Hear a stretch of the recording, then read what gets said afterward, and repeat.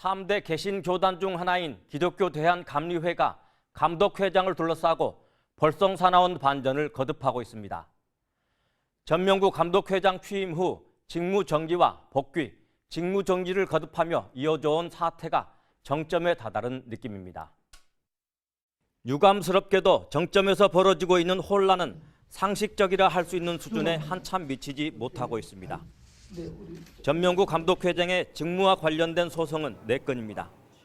하나는 직무정지 가처분 사건이고 다른 2건은 선거 무효 소송과 당선 무효 소송입니다. 전명구 감독에 대한 직무정지 가처분은 지난달 대법원에서 확정됐습니다.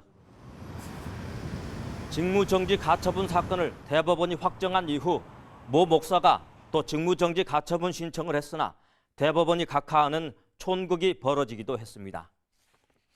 이제 남은 사건은 선거 무효 소송과 당선 무효 소송입니다. 두 소송의 당사자들이 소송을 취하해 전명구 감독회장이 복귀할 것으로 알려졌습니다. 이 소식이 알려진 것은 지난 2일입니다. 그런데 전명구 감독의 복귀 소식은 하루 만에 뒤집혔습니다. 소송의 당사자들이 소송 자체를 취하해야 함에도 불구하고 상고 취하서를 제출했기 때문입니다.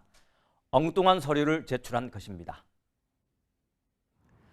그런데도 대법원은 홈페이지에 사건 종국이라고 공표하는 등 사건 당사자들과 감리회, 대법원이 모두 오류를 범하는 희대의 촌극이 벌어졌습니다.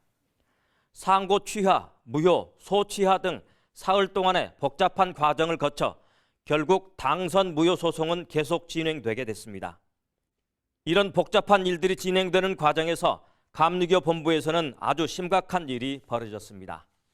소송의 피고인 감리교 본부가 상고 취하서에 대한 동의서를 제출하는 과정에서 본부 직원들이 윤보한 감독 대행도 모르게 직인을 찍은 것으로 알려졌습니다.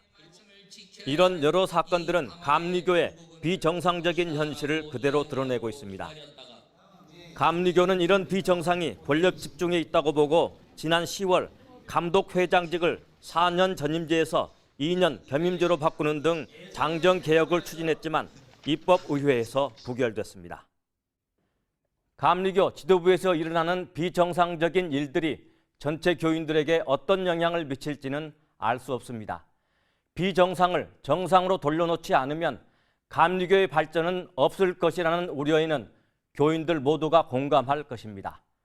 CBS 논평이었습니다.